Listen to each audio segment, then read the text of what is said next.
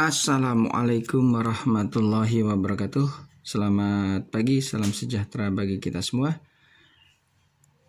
Untuk pertemuan kita kali ini, kita akan membahas tentang materi pengelolaan bengkel sepeda motor untuk kelas 12 TBSM.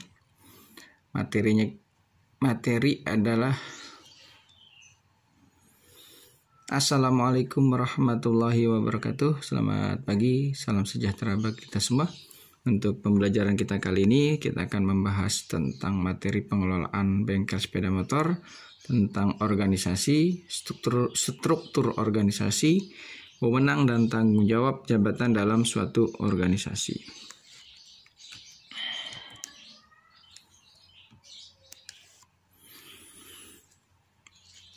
Organisasi adalah suatu kegiatan sekelompok orang yang terdiri dari 2 orang atau lebih yang secara formal yang dipersatukan dalam suatu kerja untuk mencapai tujuan yang telah ditentukan. Struktur organisasi membagi tenaga kerja ke dalam tingkatan sesuai dengan kapasitas kerjanya.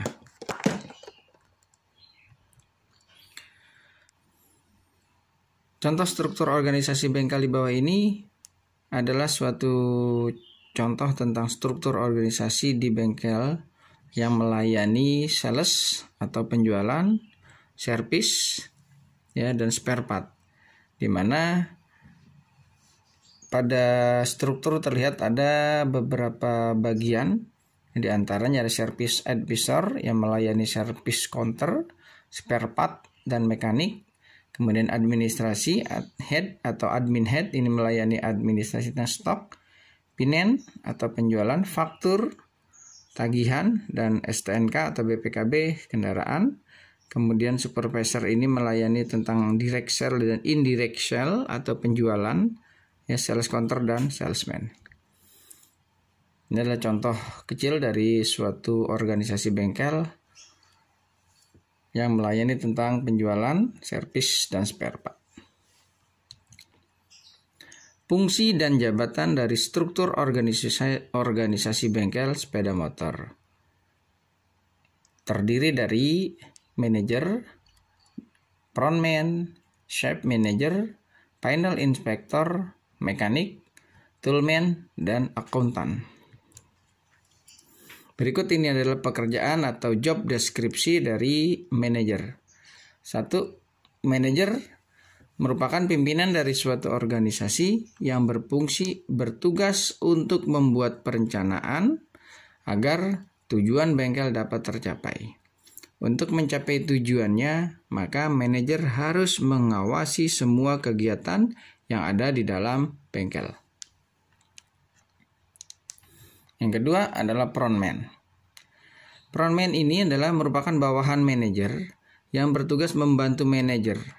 Di antaranya adalah pada saat penerimaan konsumen atau pelanggan, menerima pelanggan, mendengarkan keluhan pelanggan, mendiagnosa kerusakan berdasarkan pengamatan, menerima komplain pelanggan, penterjemah bahasa teknik kepada pelanggan, menerima keterangan teknis tentang perbaikan yang diperlukan kepada pelanggan, serta membuat estimasi biaya perbaikan atau servis. Ini pada saat penerimaan. Yang kedua, pada saat di bengkel, frontman juga bertugas senantiasa memantau kendaraan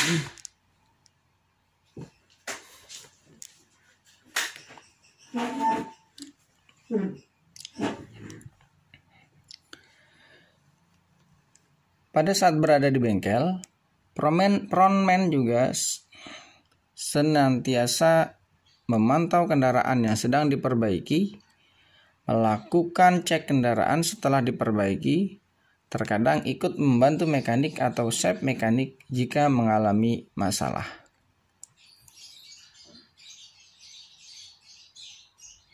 Tiga, chef mekanik merupakan pembantu frontman yang bertugas langsung ke lapangan dan melaporkan hasil yang ada di dalam bengkel. Chef mekanik bekerja sama dengan frontman untuk mengkomunikasikan dengan konsumen. Bertugas memberikan bimbingan teknis kepada para mekanik dalam melakukan perbaikan, memberikan perintah pekerjaan yang harus dilakukan sesuai dengan job deskripsi, memberikan petunjuk penggunaan atau peralatan bengkel, memeriksa kelengkapan peralatan bengkel tiap saat, memberikan pengarahan spare part yang perlu diganti, mengatur proses pengerjaan agar sesuai dengan estimasi biaya yang telah diberikan. Ini adalah tugas dari chef mekanik yang membantu frontman. Yang keempat, panel inspector. Panel inspector ini bertanggung jawab atas pengecekan hasil pekerjaan yang telah dilakukan oleh mekanik.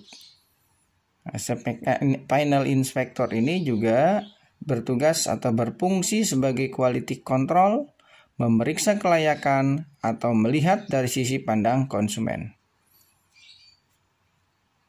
Berikutnya, nomor 5, mekanik. Tugas mekanik dalam bengkel melakukan semua perintah yang diperintahkan oleh chef mekanik.